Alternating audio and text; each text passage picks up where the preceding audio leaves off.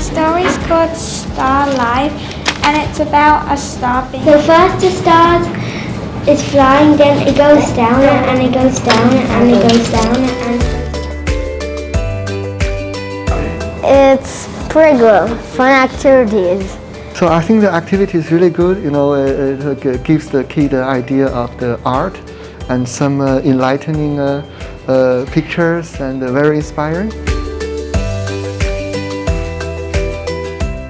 I think it was really fun, and I think I learned some different skills that I haven't learned before. I love the most of the star bit where we make the book, because it was so fun drawing the star going down and down and down and down and down. It's great to be here. It's great for the kids to experiment with some new ideas. They seem to be pretty happy with it, so I'm sure they'll be interested to come back.